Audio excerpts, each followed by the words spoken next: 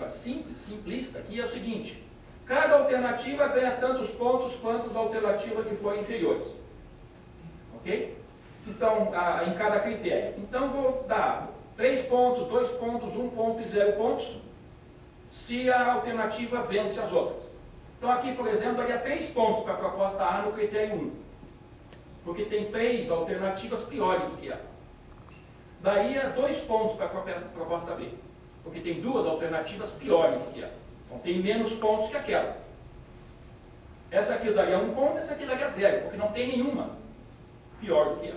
Faço isso para todos os critérios. Faço isso para todos os critérios. E depois, uma regra simplista, a gente soma os pontos e vence aquela que tem mais pontos. Não parece lógico? Vence aquela que tem mais pontos. Olha, não é melhor em todas, né? Mas olha, nos pontos aqui é a que ganhou mais pontos, 13. Então essa aqui é a vencedora. E eu tento implementar a proposta C. Olha a armadilha aí. Suponha, entretanto, que novas informações sejam processadas e a gente decida deixar de considerar a proposta D. Porque a proposta D ela é inviável. De alguma forma, olha, a proposta D ficou impossível, não é mais esta que poderá ser colocada. Então a proposta D vai ser eliminada por outras razões. E alguém até da equipe pode dizer assim: não há problema, chefe, porque ela realmente é dominada pela proposta C. O cara perspicaz percebeu isso, não? Olha a proposta D, aqui, ó. Olha a proposta D, ela é sempre pior que a proposta C, ó. Claro que eu estou manipulando os números aqui para dar certo exemplo, não é? Ok? A proposta D é sempre pior que a C. Então eliminar a D não faz diferença, não deve fazer diferença. Ela é dominada em todos os critérios. Ela é pior do que a D, do que a C em todos os critérios. Então, olha, bota ela fora. Muito bem. Botamos ela fora e agora eu tenho 3 propostas competindo. Mesma ordem, não mexi na ordem. Agora eu vou dar os pontos aqui. Então essa aqui vai ganhar agora 2 pontos, né? Essa aqui vai ganhar 1 ponto e essa aqui vai ganhar 0 pontos. Essa aqui vai ganhar 0 pontos, 2 pontos e 1 ponto. E assim por diante. Pois bem, uau! Quando eu somo os pontos, a proposta A é a vencedora. A é melhor que C. Agora, aqui, C é melhor do que A. Olha o problema dessa análise quantitativa que parece legal, né? Números. Tá? Deu ponto, mais do que esse. 13 é maior do que 11. 13 é maior do que 12. Estou satisfeito. Vou dormir tranquilo. Venho para cá e digo 8 é maior que 7. 8 é maior que 6. Vou dormir tranquilo. A proposta A é melhor. Mas eu não mexi nas propostas. Não mexi na ordem. Eu só tirei uma outra. Irrelevante. Eu boto o bode na sala. É uma coisa. Tiro o bode da sala. É outra. O nosso jargão popular diz isso, né? Muitas vezes nós botamos um bode na sala. Não é? Para quê? Para quando remover o bode, uma determinada proposta ser a mais alvissareira, aquela que é a melhor, não é? Porque afinal eu removi o bode. Qual é o problema aqui? O problema é com as preferências ordinais. Eu estou tratando preferências ordinais como se cardinais fossem. E não estou dizendo para ninguém. Quer dizer, para sacar isso, eu preciso ter um pouquinho mais de conhecimento em cardinalidades, ordinalidades, um pouquinho mais de conhecimento em matemática, no fundo, para saber onde é que estão as falhas aí, né? O critério 2, não é? O ranking das propostas, informa o quê? A proposta B é melhor do que C, C é melhor do que A. Então, claro, dentro da ordem, B é melhor do que A. Ok? Tudo bem. Dentro da transitividade da ordem, né? Mas como avaliar diferença de atratividade entre as propostas B e C, porque B é melhor que C e C é melhor que A. Não estou avaliando isso, só estou avaliando ordem. E quando eu boto números, eu estou dizendo que a diferença de B para C é a mesma diferença de C para A. Esse é o implícito que não estava explicitado. É isso que acontece aqui. É isso que está acontecendo aqui. Quando eu explicito que, de fato, nas entrelinhas dos números colocados, eu estou fazendo, né, com que a diferença de B e C é igual à diferença de C e A, é que eu vejo que tem alguma coisa errada. Na primeira contabilização, incluindo a proposta D, a diferença de C e A é 2 vezes maior que a diferença de B e C. Porque 2 menos 0 é 2 e 3 menos 2 é 1. Na segunda contabilização, quando eu excluí a proposta D, a diferença é igual. 1 menos 0 dá 1 e 2 menos 1 dá 1. Então a proposta D não é tão irrelevante nos números. Ela é irrelevante do ponto de vista da decisão. Mas os números tornam a proposta D relevante. Problema seríssimo aqui. Seríssimo porque eu não tenho controle de todas as alternativas. Todas, no sentido absoluto do termo. Eu tenho controle sobre algumas. Essas foram enxergadas. E aquela que eu não enxergo, não considero. Não considero. Resta, e essa então é a preferência deste que vos fala aqui, certo? É a preferência da academia, é a preferência dos analistas. Resta trabalhar num processo analítico, num processo que sai fora da ideia de otimalidade, sai fora da ideia da racionalidade absoluta. Não abandona a racionalidade, mas admite que a racionalidade não é absoluta. Muitas vezes, né, ao invés de automatizar a decisão, especialmente as estratégicas, né, especialmente as complexas, muito mais importante é um procedimento de análise da situação. E em analisando a situação com todas as suas idiosincrasias, nós podemos talvez oferecer, olha, essa aqui parece melhor do que aquela outra. Ao invés de dizer no sentido absoluto, esta é melhor do que aquela. Tem na literatura, né, claro, que aqui eu estou filtrando as coisas já para vocês, né? O Franklin, escrevendo uma carta para um sujeito que lhe havia pedido um conselho. Olha, você é tão famoso, cientista, né, político, eu confio em você, o que eu tenho que decidir aqui? E o Franklin dizia assim para ele, assunto tanta importância, pegue meu conselho, eu lamento não poder, por carência de premissas suficientes, indicar-lhe o que determinar. O cara saiu pela tangente, olha, eu não tenho premissa, não posso decidir por você. Mas, se você me permitir, eu tentarei lhe mostrar como decidir. Então, o processo analítico, ele troca a ideia de, assim, o que decidir, pelo como decidir. Como resguardar melhor, né? mais explicitamente, né? Como resguardar o processo consistente, que precisa ser consistente, de tomada de decisão. Então, a problemática da tomada de decisão é qual é a melhor escolha. A problemática da ajuda à decisão é como ajudar a escolher. Nós não substituímos o decisor. Não há como substituir o decisor. Não há como substituir os seus condicionantes. Não há como dizer para o sujeito, olha, você tem que autorizar a transfusão de sangue no seu filho. Não há como dizer para o sujeito, não no seu filho, mas em você. Você tem que autorizar. O cara está fora, ele não entende isso.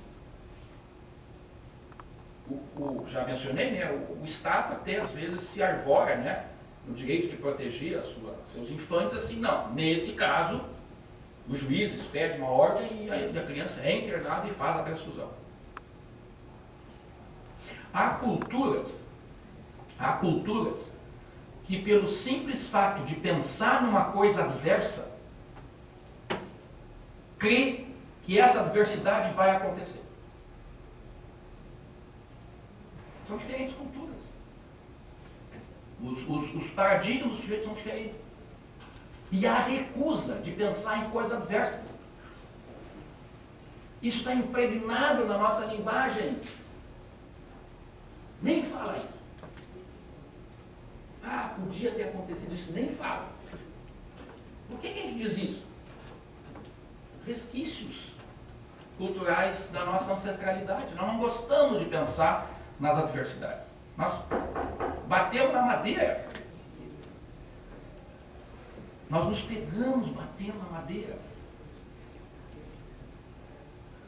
Enfim, né? Não é substituir o decisor. A questão não é dizer assim, a melhor decisão é essa. Né? Como se fosse um bando de tecnocratas, né? num conjunto de supercomputadores, assim, olha, o melhor aqui é... Agora, tomate está caro? Substitui o tomate, bota uma outra coisa. Como se fosse possível. As decisões não são assim.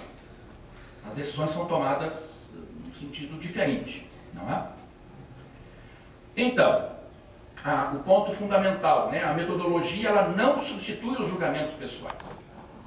Quer dizer, o processo, né? Ela quer, né, chamar a atenção para partes menores, quer dizer, dividir a estratégia de análise, divide para conquistar, divide o processo, analisa o processo, vê partes menores, onde talvez a intuição ali seja menos enganada, né? Menos enganável, não é? A metodologia não vai oferecer objetivamente a resposta, né? Duas pessoas, dois grupos podem, usando a mesma metodologia, encontrar respostas diferentes. São respostas que lhe confortam, respostas que são coerentes com o seu conjunto de valores. E o objetivo da metodologia é ajudá-lo, né, enfim, uma metodologia, né, uma normativa, né, a aprender e entender o problema.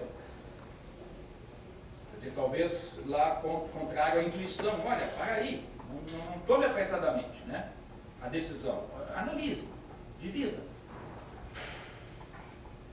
E, evidentemente, né, a criatividade ou a efetividade, né, para tomar a decisão não são eliminadas, né, não são substituídas, né? Isso está na natureza das pessoas. Nesta divisão aí para conquistar, alguns elementos aparecem como elementos comuns aos processos decisórios, né? Primeiro tem um problema. E uma das primeiras coisas é, pense no problema. Muitas vezes nós decidimos no problema errado. Pensamos que temos um problema e o problema é outro. E pensamos que estamos decidindo bem quando o problema foi mal definido. Então, use um pouco de tempo aqui para definir bem o problema. É meio caminho andado, talvez. Encontrar a pergunta certa é meio caminho para encontrar a resposta. A resposta à pergunta. Bom, depois tem os objetivos.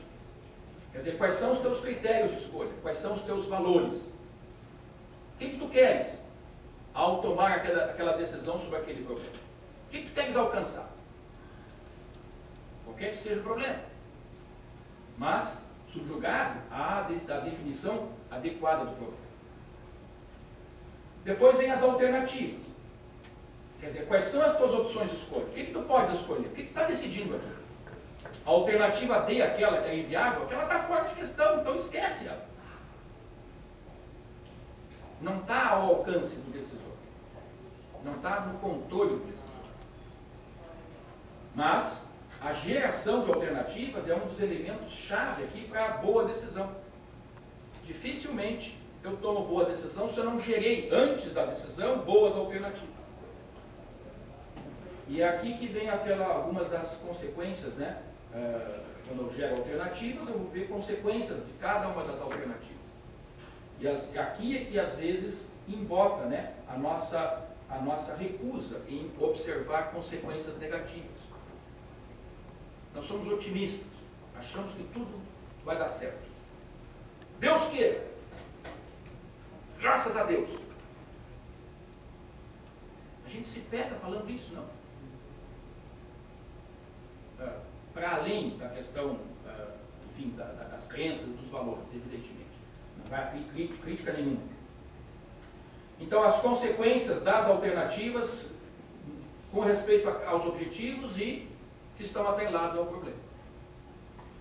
O elemento importante aqui é estabelecer uma espécie assim de balanceamento, né, entre os objetivos. Os objetivos são conflitantes, eles serão diversos e conflitantes. E eu preciso estabelecer o que vale um, o que vale outro, o que é mais valioso. Não naquela situação simplista, né, aqui ilustrada, né, tenho 7 critérios e botei números assim em todos eles. Implicitamente eu estou imaginando aqui que todos os 7 critérios são igualmente importantes. E não é assim. Geralmente não é assim. Mesmo que haja 7 critérios, não necessariamente os 7 critérios têm importância relativa igual. Então o método vai dizer assim, pondera esses critérios. Não embarque na falsa ideia de que tudo é igualmente importante. Todos são importantes, mas não necessariamente igualmente importantes. Igualmente importante é aquela ideia de que não há nenhuma informação. É o Dogbert, se recuso a pensar. Me recuso a pensar. Quando eu me recuso a pensar, eu penso que tudo é equiprovável. Okay? Nem tudo é equiprovável. Há informações que podem ser processadas, né, que me evidenciam que tem coisas que não são equiprováveis. Então, o balanceamento aqui entre os critérios de escolha, né, e depois um mundo aqui, que também é complexo per se, né, de analisar as incertezas ligadas ao teu problema. Incertezas que são decorrentes, né, daquelas alternativas e as consequências. Nem todas as consequências serão consequências deterministamente avaliadas, não? As coisas não são assim, causa e efeito. O mundo, a complexidade do mundo está muito longe de um simplismo determinista de causa e efeito. Então, há incertezas a respeito de como as consequências virão. Pode ser que sim, pode ser que não. Pode ser que seja mais drástico, pode ser que seja menos drástico. Decidi ampliar o meu processo de vacinação. Consequências. A população vai aderir, a população vai procurar os postos de serviço, vai se vacinar. E eu imagino, né, talvez, olha, é possível que 80% da população se mexa e faça a cobertura. Mas eu não tenho certeza desse 80%. Está fora do meu controle. Eu não posso obrigar as pessoas a ir aos postos e tomar a injeção. Talvez pudesse gerar uma outra alternativa que faria agentes de saúde visitar as pessoas nas casas. Pode ser, é outra alternativa. Nessa outra alternativa teria talvez uma perspectiva de cobertura mais ampla do que esperar nos postos. Percebe a conexão entre elas? São duas alternativas de decisão. Uma é mais cara, mais complicada de fazer, talvez até inviável. Outra é mais barata, menos complicada de implementar. Uma tem consequência melhor do que a outra, mas ainda assim uma consequência não absolutamente certa, no sentido determinista, no sentido explícito e profundo da palavra certo. Então as consequências deverão ser julgadas pelas incertezas. Voltando à questão da vacinação, mesmo com uma cobertura de 90%, eu não tenho certeza absoluta que não vai haver um surto de gripe. Não tenho isso. O mundo é complexo demais para que eu conecte, né, 90% de cobertura com a ausência futura, né, de um surto de gripe. Talvez eu atenue o surto de gripe. Então as consequências antevistas, né, das possíveis alternativas, elas precisam ser analisadas dentro de um quadro referencial de incerteza. E o quadro referencial de incerteza é o quadro de teoria de probabilidade. É uma linguagem diferente que eu vou ter que usar.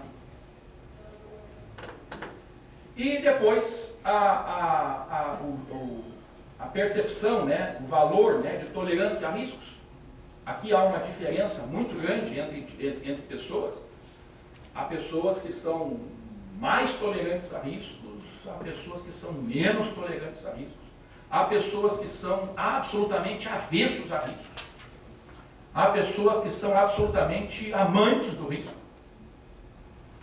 E, para complicar um pouquinho mais, dependendo do contexto. Às vezes nós somos amantes do risco num contexto e avessos a risco a outro contexto. Por exemplo, nós fazemos seguro do nosso automóvel. Essa é uma atitude de aversão a risco. Quase todo mundo faz. Tem gente que não faz.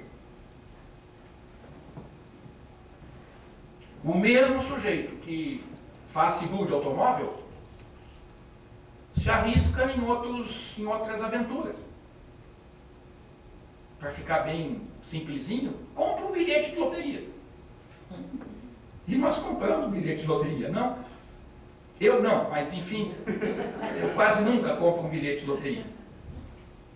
Mas tem gente que compra e são valores. A pessoa acha que vou dar um tirinho aqui, se a sorte me sorrir. O que é isso? É amante do risco. Ele está tirando um dinheiro do bolso e pagando para assumir o risco.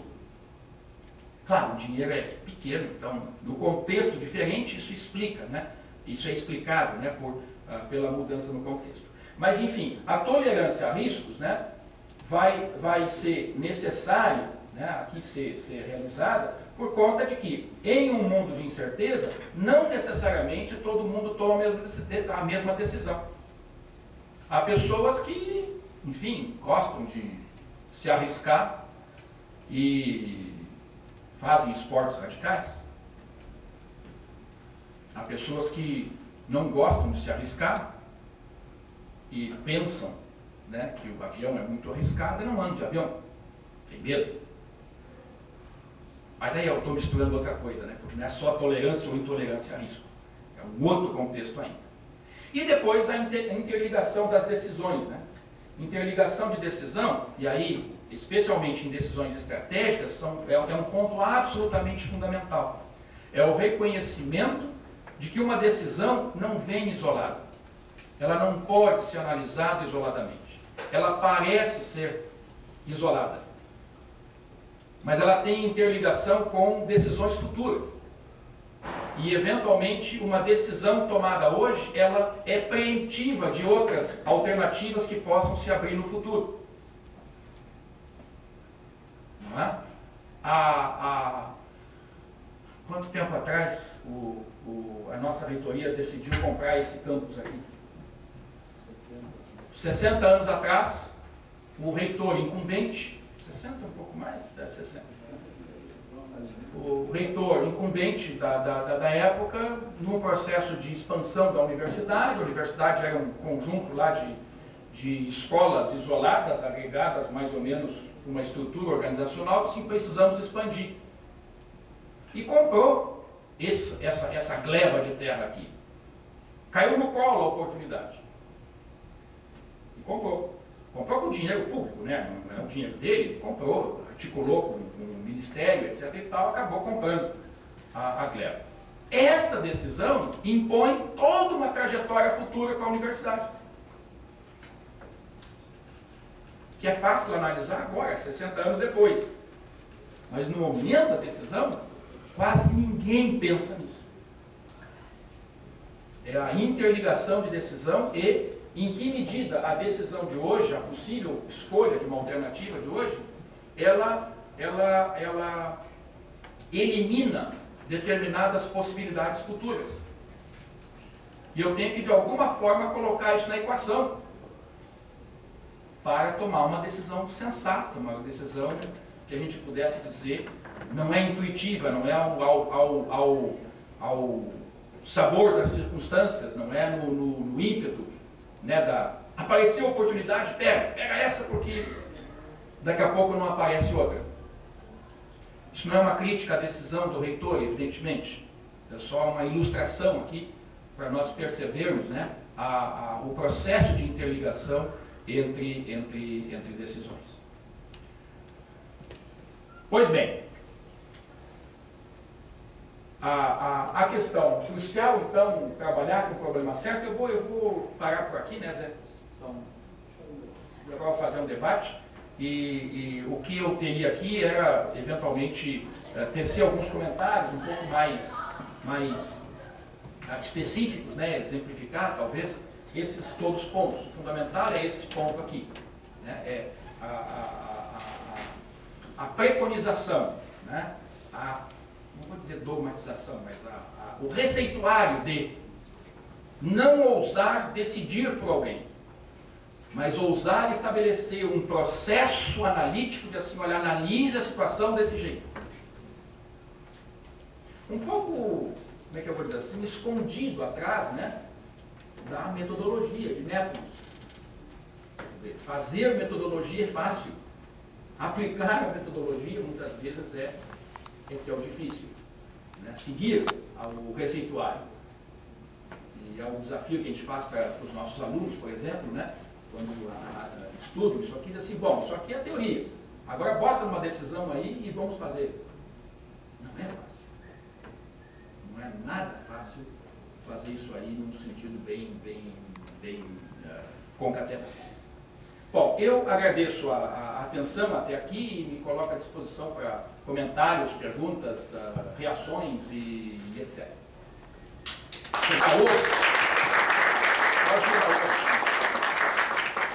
Bom, eu acho que tem algumas pessoas que andaram tomando decisões aqui nos últimos 30 anos, deve ter alguma experiência. Todos que eu conheço, menos o professor Becker, não tiveram um curso de administração. Só para começar, eu estava me lembrando que essa aula eu deveria ter tido pelo menos em 80, mas a gente, no Nicolai já fizemos a primeira greve das universidades federais. Nós tomamos decisões, o Pingueri, que até hoje tem efeitos. Óbvio que eu não sabia nada disso, eram nos guris. Né? Mas também na administração central, um dia, um processo, a gente estávamos com pró-reitores. Ninguém sabia nada o que era ser pró-reitor. No meu caso, o professor Scherer, nós fomos recebidos pela secretária. Depois, 8 anos como diretor, nunca eu tive um curso para diretor, acho que ninguém. Eu não fui chefe de departamento só, mas coordenador de pós também não. Então, o que eu acho, só que tem uma ilusão nossa, que todos vivemos, é que a competência no campo científico pode ser transmitida à competência no campo acadêmico e administrativo. Essa é uma grande ilusão. E uma vez eu vi que na França, quando o sujeito é eleito deputado, eles fazem lá um cursinho de 2 dias, dão uns materiais e tudo. Eu nunca vi na universidade um curso, como tem o PAP, eu acho que vai ter um curso, 2 dias que fosse, um encontro com o Becker, um crash course, para o chefe do departamento, para o coordenador de pós, para o diretor de lei, então seria 5 anos de curso. Porque, no fundo, nós ou passamos fazemos esse trânsito, nós somos muito bons na nossa área científica, nós não seremos bons administradores, que é uma ilúsio, né? Ou nós trabalhamos, eu acho, muito a história da intuição. Aí vai a intuição, óbvio, a gente vê, e a gente vai trabalhando com coisas assim, ensaio e erro. Só que às vezes o tempo do erro é maior do que o tempo do ensaio. Né? E finalmente eu acho aquilo que tu falaste no adiar a decisão, eu lembro do Conselho Universitário. Não nessa universidade, evidentemente, mas houve reunião do Conselho Universitário de 12 horas. E há no Conselho Universitário um indústrio que é o do consenso.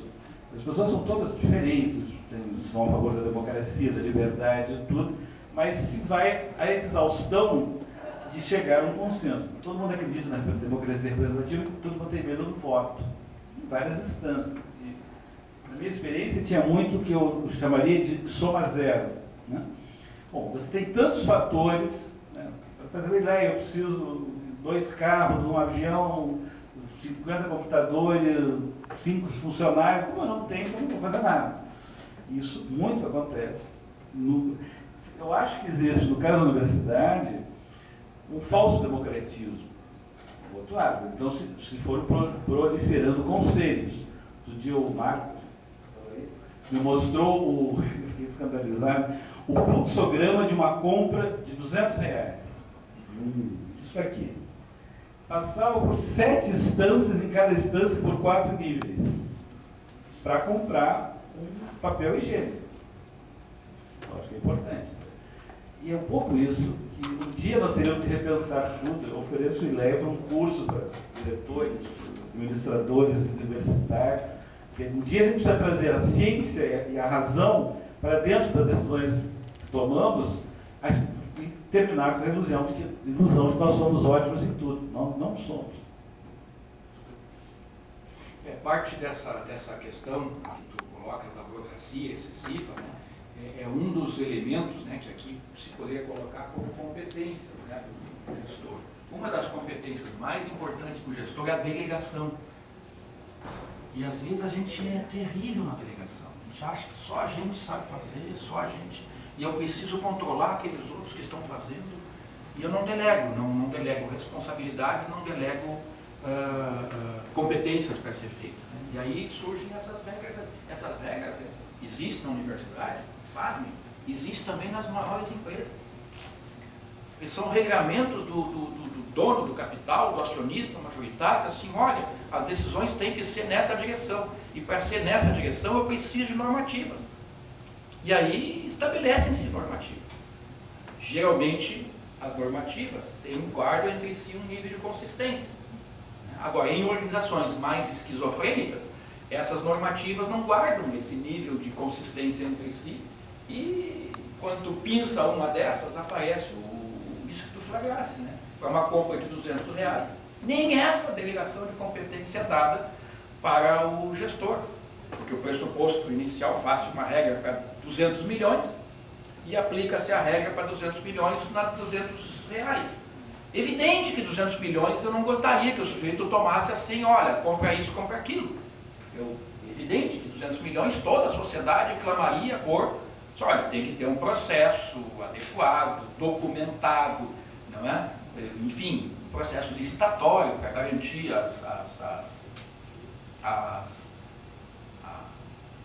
como é que eu vou dizer assim, a lisura do processo de não necessariamente favorecer a um e ao outro por razões escusas, que não o bem, o serviço a ser adquirido, mas aí é 200 milhões. E eu aplico essa mesma regra para R$200, como tu está dizendo. Aí fica uma coisa... Agora, quanto a cursos, essa questão assim, a reação é, né, assim, puxa, como seria bom se eu tivesse isto. Mas não se iludam. Né? Mesmo as pessoas que têm isso aqui, que têm esta exposição, elas também são presas disso. Porque isso aqui é inexorável. Né? Por mais que eu me eduque, por mais que eu amplie o meu conhecimento, por mais que eu modifique, areja a minha mente, não é? A gente sempre vai estar limitado de certa maneira. Não é? Claro, não é contraditório em relação à tua observação. Claro que a gente imagina que a educação, a formalização disso ajuda, mas ela não é, né, a solução, a garantia de que outras coisas não serão, não acontecerão também. Bom, essa é a minha ressalva. Mais alguma? Muito obrigado pela excelente apresentação. E no mesmo sentido, comentário vai exatamente no que o Zé colocou. Eu me assusto muito dentro da universidade com o lado completamente oposto a isso que foi colocado, que às vezes a gente está trilhando. Se discutiu a tomada de decisão. E se falou muito no tomador de decisão. Como é que ele pode tomar uma decisão certa? Nós, às vezes, estamos indo no caminho de criar mais uma instância, e criar mais uma assembleia, e criar mais uma comissão, provavelmente esvaziando totalmente a função do tomador de decisão. Nós não queremos ter ninguém para tomar decisão. Nós queremos que tudo seja através de um assembleísmo, através de normas discutidas amplamente, à exaustão, a ponto de imobilizar a máquina. Será que nós não estamos contradizendo todo o conhecimento da administração ao fazer isso, ao praticar? E se chega, seja com qualquer instância, chega no instituto da gente, vamos fazer o quê? Vamos criar mais uma instância. Ou chega a normativa do governo, então tem uma congrade, daí se faz um núcleo docente estruturante, e daí se cria mais uma instância. É assustador. Então agora eu tenho que ser, porque eu tenho uma reunião de uma outra comissão lá. Mas é simplesmente horrível que não compreenda no sistema o mínimo necessário de que tem que colocar a pessoa lá com a sua devida responsabilidade, equipado para tomar a decisão, e bom, alguém vai ter que tomar essa decisão. E nós estamos tentando fugir disso, é a impressão que eu tenho. Eu diria que esta é assim, a grande ilusão, né? É aquele nosso dogma maior de assim, olha, haverá um sistema, né, infalível e global, e nós temos que perseguir isso e acabar desumanizando as próprias pessoas. Porque quando você tira essa capacidade de discernimento, de julgamento, de avaliação e de decisão, você está, na verdade, impessoalizando completamente todo o processo, qualquer organização. E uma organização, ela vale pelas pessoas que estão lá dentro. Nada mais do que isso. São as pessoas que compõem a organização, seja ela pública, privada, grande, pequena, é as pessoas que é o patrimônio maior da. E o que se vê perfeitamente, como tu estás diagnosticando, né, adequadamente, a meu juízo, é de que a nossa vã ilusão é de que nós conseguiríamos esse tal de sistema absoluto que tomaria todas as decisões e nós podíamos ficar, sei lá, deitados em berço esplêndido, como talvez na metáfora do paraíso, certo? Que foi perdido por nós. O paraíso seria ótimo, não decido nada, está tudo no meu colo. É o paradoxo aí, enfim, existencial, talvez, que a gente enfrente no dia a dia. E é uma ânsia. Agora, de novo, vou chamar a atenção. Isso não existe só na esquizofrenia da universidade. Isso existe em todas as organizações.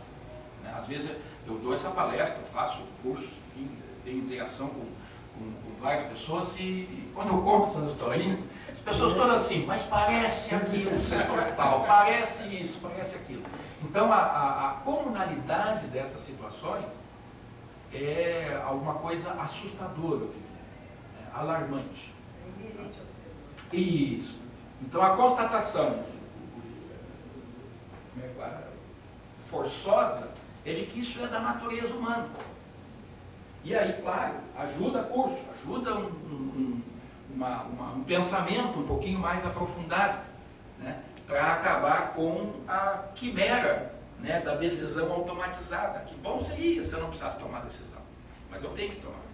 Acontece muito frequentemente nas organizações, hoje em dia, a gente estuda o impacto da tecnologia de informação.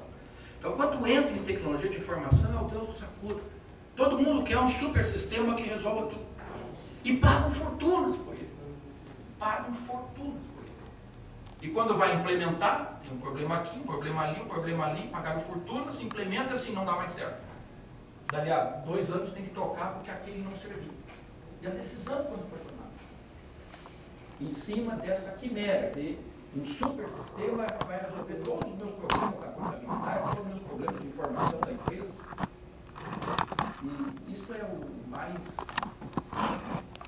alarmante, assim, mais chateante da situação. Agora, claro, a organização ela evolui quando ela pelo menos reconhece esse tipo de coisa e tenta tirar essas normativas aí esquizofrênicas, kafkianas que acontecem, que acabam decorrente. Diga. Só complementando, eu acho que essa complexidade que a gente vislumbra nas decisões, eu preciso separar. Ela não é uma complexidade técnica nem tecnológica, ela é inerente ao conjunto de interesses que estão em jogo em cada decisão. Né? E, por exemplo, assim, trazendo para as empresas, durante muitos anos havia uma dificuldade, uma complexidade técnica e econômica de identificar qual era a decisão estratégica mais adequada ao interesse do controlador, do acionista. O que se vê hoje, né, e acho que até se vê na universidade de uma maneira muito clara, né, é que hoje os interesses do acionista, de certa forma, no caso da empresa, né, das grandes companhias, não são mais os únicos interesses que precisam ser contemplados numa decisão de longo prazo. Eu tenho interesses sociais, eu tenho interesses, pressões ambientais, né? E assim como a universidade, quando vai discutir, tem os interesses e não consegue chegar a uma conclusão, e esse que a gente vê aqui, esse assembleísmo, na verdade é uma tentativa de auscultar o maior número possível de interesses e tentar trazer, na medida que é impossível atender a todos e ter uma solução que é ótima, atender qual é a melhor solução, né? Ou qual é a melhor solução, não, qual é a solução mais adequada, né? Ou mais comprometida com o conjunto dos interesses. A pergunta que tem é, como é que eu hoje, não tendo mais essa pessoa que eu digo, qual é o teu interesse? Né? Qual é o teu objetivo? Como é que eu envolvo esse conjunto de partes interessadas sem cair no assembleísmo, sem cair no... Existe hoje uma maneira, hoje se discute, né? Como é que eu faço uma decisão, né? Como é que eu envolvo esses atores que hoje não são o decisor, mas são partes interessadas que influenciam, né? Que vão ser afetadas pela decisão e, de certa forma, influenciam essa decisão, até porque podem inviabilizar uma empresa ou podem inviabilizar a continuidade da ação na universidade. Foi muito boa a tua intervenção, especialmente para evidenciar, né, que eu estou procurando, imaginando assim, esse caldo cultural, né, a condicionar todo o processo. Esse caldo cultural, ele é mutável ao longo do tempo. Não é? Ele é um amarrador, ele é um condicionador, ele não pode ser trocado, é inescapável, nós estamos presos a ele, mas ele varia ao longo do tempo, conforme a sociedade evolui. Quer dizer, valores da sociedade hoje são distintos dos valores da sociedade de ontem. E, naturalmente, os processos empresariais, já que estava colocando no teu foco nas empresas, hoje não podem prescindir de determinados condicionantes que não existiam há talvez 50 anos atrás. Por exemplo, a questão da ecologia, do meio ambiente, a questão da sustentabilidade, o legado que nós estamos deixando para as futuras gerações. Mas isso é hoje. 50 anos atrás, as decisões eram completamente diferentes. Então, a tua observação faz refletir sobre esse ponto. Isto aqui, quando coloca, né, que parece ser um condicionante, esse condicionante também muda ao longo do tempo, não muda de um dia para outro. Não é? Ele é preso, ele é constante a curto prazo, ele muda no longo prazo. Então, hoje em dia, mesmo decisões empresariais, quando mais decisões públicas, né, de políticas públicas, né, há necessidade de um envolvimento de outros atores, não necessariamente acionistas, não necessariamente donos, né, da empresa que eventualmente está escolhendo um programa de investimento ou outro programa de investimento. como fazer isso? Quer dizer, como colocar isso? Eu colocaria, talvez, não sei em que lugar aqui, para nós tentar. Eu quero. Isso aqui. O que tu estás evidenciando aí é que, em primeiro lugar, a própria escolha do problema, a própria definição do problema, o próprio reconhecimento do problema, hoje quem faz não é mais o decisor, mas ele tem que envolver de alguma forma outras pessoas, outros atores. Os próprios critérios de escolha já não são os mesmos de ontem. E, sobretudo, as alternativas, as opções de escolha, não são as mesmas de ontem. A coisa muda. E como é que eu gero isso?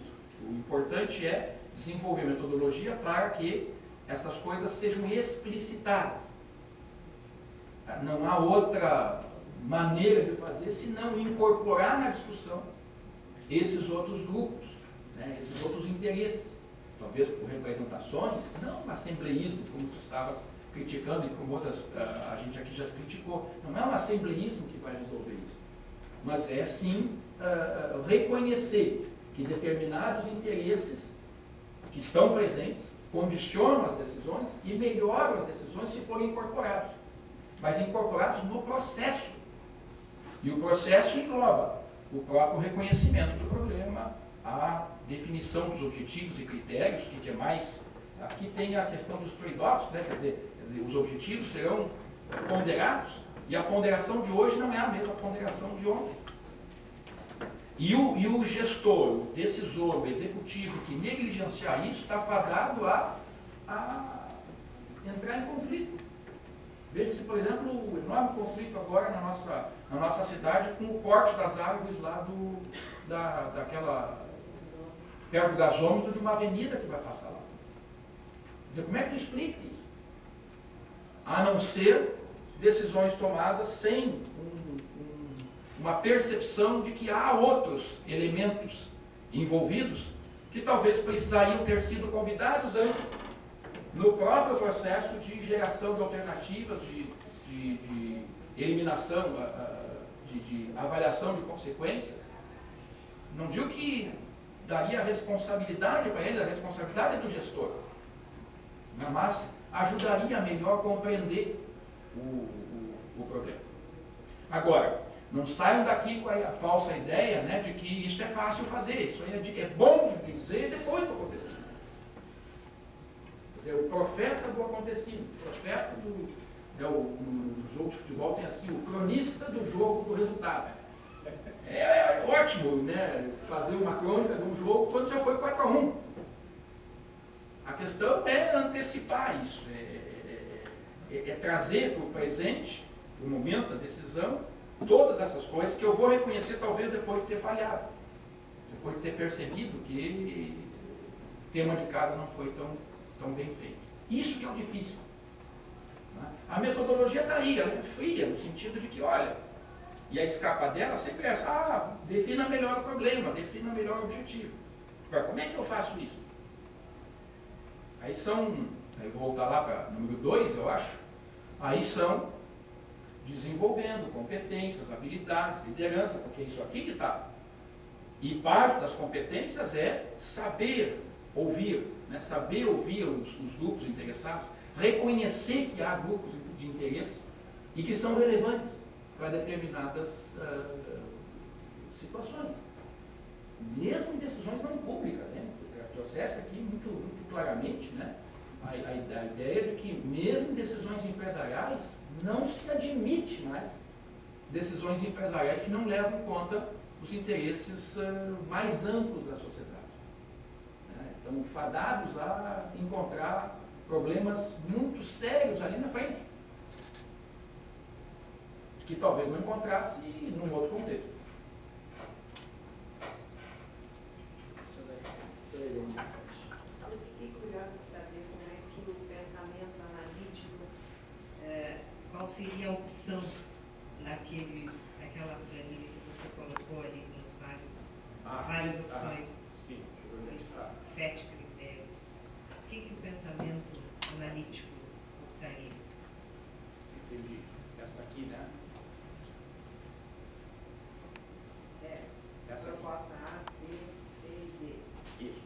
quando estava de antes, né? Tá. E O pensamento analítico aqui trabalharia com, bom, isso aqui está mais ou menos pronto, né? Quer dizer, os critérios já foram elencados aqui, sim, certo?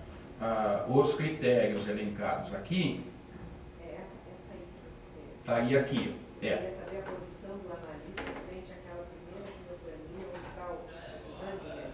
isso, tá. Aqui, ó, tu definiria os objetivos e os critérios de escolha. Isso foi dado, aqueles 7. Certo? O processo analítico é assim,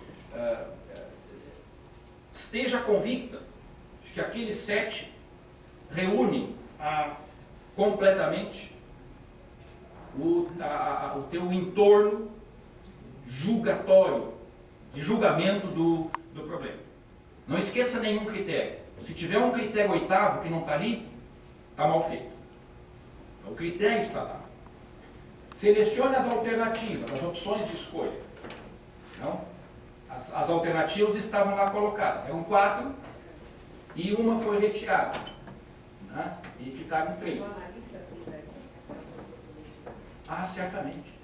Aceita? Porque se essa uma que foi retirada é dominada pelas demais, ela é irrelevante. Então ele vai por argumentos lógicos? Isso, fundamentalmente. Né? O processo analítico, né, ele não é contrário à lógica. Né? O processo que está aqui sendo colocado, ele tem... Mas se viu que aquela lógica não funcionou. Não, a lógica que não funcionou foi a quantificação. Não é? A lógica que não funcionou aqui foi a quantificação, digamos assim, simplista do que foi feito. Que pensamento seria daquele que olhasse para isso aí e dissesse: vou colocar a proposta A porque ela reúne o maior número de primeiros lugares?